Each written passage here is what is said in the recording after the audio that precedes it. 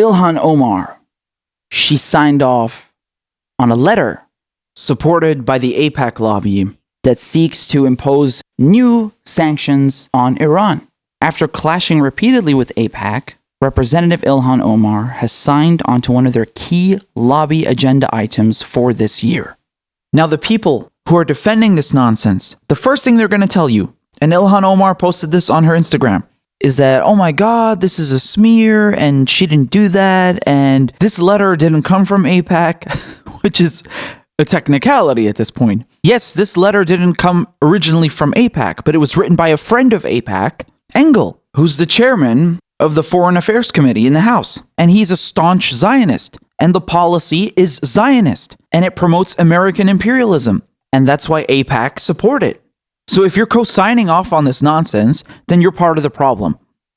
Omar's signature in particular stands out among the 391 House members who have jumped on board the AIPAC-backed letter, bolstering the Trump administration's efforts to extend the UN arms embargo on Iran, which expires in October as the first sunset provision under the nuclear deal. The letter calls on Secretary of State Mike Pompeo to extend these provisions in order to prevent Iran from buying and selling weapons. Omar, who sits on the Foreign Affairs Committee, has introduced legislation that would place arms embargoes on human rights abusers, including Iran. But not Israel or Saudi Arabia, right? They would never, ever abuse anyone's human rights now, would they? I wonder why they don't get an arms embargo. The AIPAC letter says, quote, Iran routinely violates this embargo with impunity, particularly in Syria, Iraq, and Yemen. The letter also calls for the United Nations to place travel restrictions on Brigadier General Ismail Ghani, the new head of the Iran's Quds Force. So the Quds Force is what General Qasem Soleimani was running before he was assassinated by the US a few months ago, if you remember that. And they coordinate all of the resistance efforts throughout the Middle East against American imperialism and the Zionists. Soleimani, he even helped fight ISIS, but they still killed him anyway. Don't you find it a bit weird that Ilhan Omar is now standing with AIPAC lobby after they smeared her and they attacked her relentlessly and called her all these sorts of things, anti-Semitic and anti-American? And you don't remember that? You don't remember Donald Trump also participating in that? Saying she should go back to her country, right? You don't remember that? Did everyone just forget about that? Did she fucking forget about that? You don't think that's a bit weird? All those racist things they said to her? Why did you need to sign this letter? Why? You really didn't have to. Already 391 House members have jumped on board this AIPAC letter. Out of, 435? So the overwhelming majority are already on board. They don't need Ilhan Omar's signature. But more importantly, what does this tell you? We have cohesion. Aha. Gee golly. We're seeing a pattern here, remember? Isn't it weird that every time it's time to vote for wars or give huge bailouts to corporations or put sanctions on countries we don't like, everyone seems to agree? Isn't that weird? Isn't that a bit strange? You don't think there's something wrong there when you have people on the right agreeing with people on the left on foreign policy? You don't think that's weird? This shows you the amount of influence and pressure that the AIPAC lobby exerts over Washington, D.C. Look how they all fall in line. When it comes to these very, very, very key issues, there is no difference between Republicans and Democrats and even progressives. What's the fucking point of calling yourself a progressive if you're going to go to Washington, D.C. and then act like a fucking Republican or a neoliberal? Are you really a progressive then? Signing off on a letter or even a piece of fucking toilet paper from a racist, terrorist, apartheid state? That's not progressive, okay? That's enabling fascism. That's enabling tyranny. That's what it is. Don't get it twisted. Don't sugarcoat it. That's exactly what it is. On top of that, look at this. The AIPAC letter says, quote, Iran routinely violates this embargo with impunity, particularly in Syria, Iraq, and Yemen. So not only by signing this letter is Ilhan Omar aligning herself with war hawks and imperialists, But on top of it, she is condemning Iran's role in Syria. You know, Iran is helping Syria fight ISIS, also created by the United States and the Zionists. So it's not just a question of, oh, we want to stop Iran from having weapons, as if that's your fucking choice or authority to do so. But on top of it, also condemning anything that Iran does to help its allies and neighbors. It's not by accident. She's complicit with this American hegemony. She's complicit with this Western imperialism. She's complicit with an apartheid terrorist state. This is absolutely unacceptable. It's just unacceptable. And so once again, we come back to the same conclusion. You can't reform the Democratic Party. This is futile.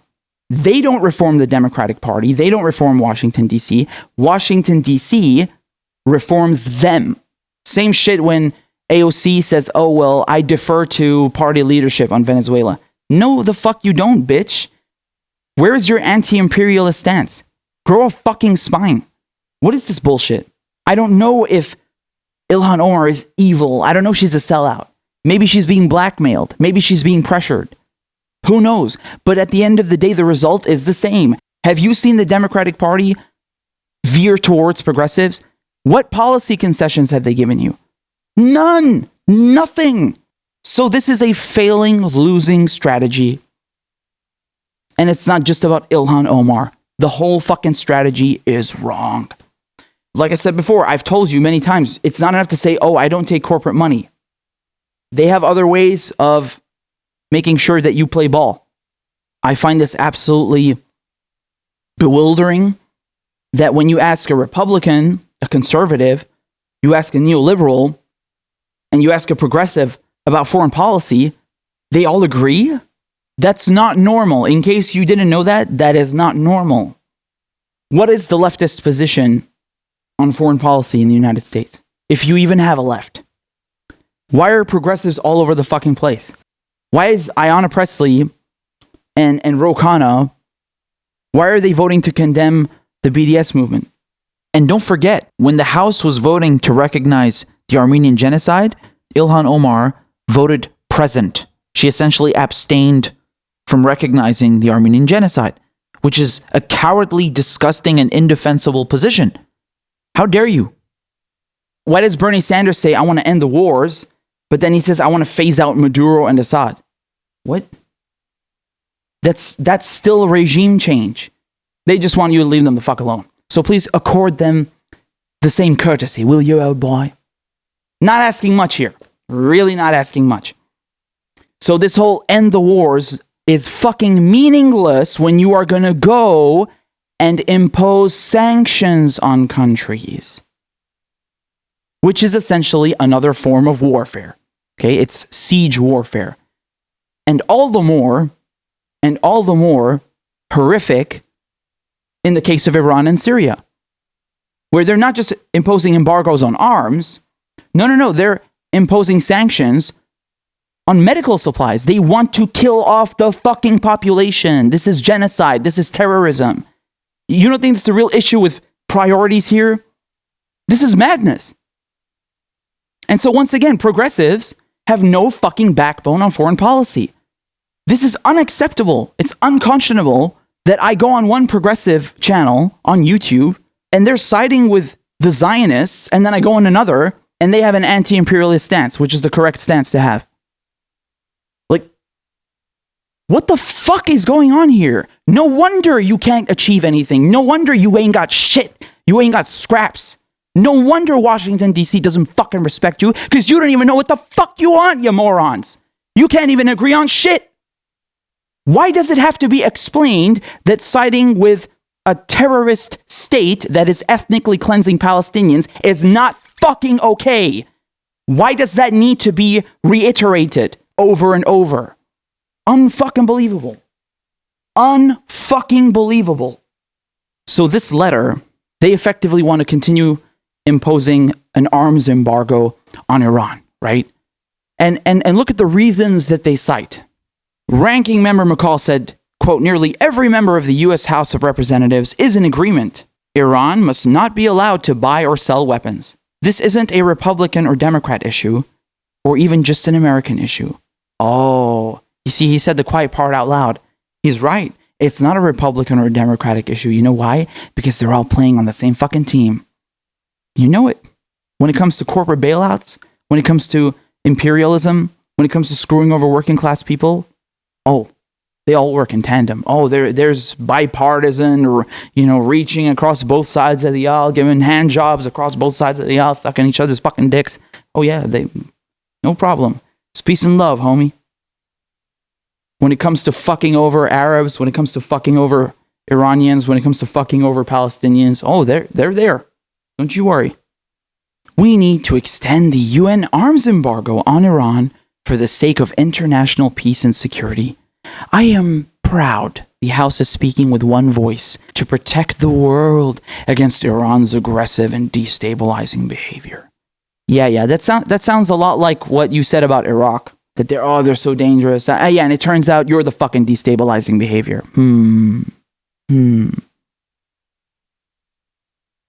Everything they say is the complete opposite of reality. Everything. When they say Iran is destabilizing the region, they mean that Iran is standing together with Hezbollah and Syria to form an act of resistance against the imperialists and against the apartheid state and genocide that is being committed against the Palestinians. They don't want resistance because like any tyrannical, like any imperialist colonial force, any form of resistance, they call terrorism, destabilization, when in fact they are the ones committing the atrocities. They are the aggressors. They are the oppressors. So they are not happy that Iran wants to stand up for itself. They are not happy that Iran supports the Palestinian cause. They are not happy that Iran is supporting Syria to fight off these jihadists, these terrorists that America created. That's why they want to get rid of Iran. They are the oppressors. They are the aggressors. They are the ones with all the resources. They are the ones in a position of power. They are the ones choosing to come into Iran and Syria's backyard and into their countries and sabotage and bomb them and cripple them and murder their civilian population. Not the other way around. Don't even get it fucking twisted. And so when I see someone like Ilhan Omar taking their side, she can go and get fucked because what she's doing is not just anti-progressive, it's a fucking neocon warhawk position, okay? When you are siding with the Zionist lobby, you're part of the fucking problem. You are part of the fucking problem. All right? You're with them. You pick any Arab you like off the street in Egypt, in Syria, and you tell them that you have a Muslim Somali refugee and she's in the American government and she just sided with AIPAC, canceled. Immediately. Not you don't even flinch. Done. I don't care what you had said before. I don't care if you pretended before to be with Palestinians. No. You just crossed the fucking red line. You sided with the enemy. Then you're done. I don't know what the reason is. Maybe she got blackmailed. I don't care and I don't want to know. It's irrelevant. Zoom out and we go back to the same conclusion that I told you before.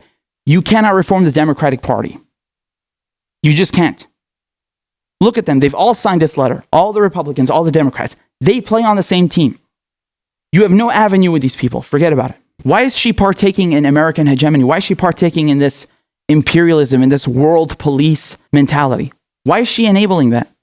And once again, let me repeat it for those of you who didn't catch it the first time. End the wars doesn't mean shit. When you are going and slapping sanctions on countries to make sure that they can't resist imperialism, to make sure that their civilian populations suffer and die, that is an act of war. That is economic terrorism. You have no fucking right to do that. Iran is a sovereign nation. Syria is a sovereign nation. Go and mind your business. Okay? Inexcusable. Man, I know for some of you, you might not understand where I'm coming from. You might not understand the gravity of the situation. But what Ilhan Omar just did is in-fucking excusable. There is no excuse on fucking earth for that. And again, I'm saying, like maybe she got blackmailed. Again, I don't care. I'm not interested. There is no fucking... Where is this progressive wing? Every time there's a foreign policy issue, you got to fucking guess. We got to play fucking Trivial Pursuit, trying to figure out which way AOC is going to vote and which way she's going to vote. Are you fucking kidding me? The whole fucking point was to form a coalition. How the fuck are you calling yourself a coalition if each one of you votes a different fucking way?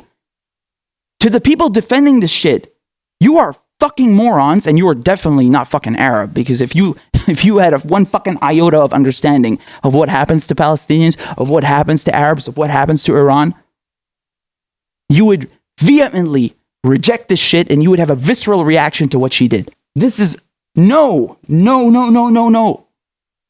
Not tolerating this.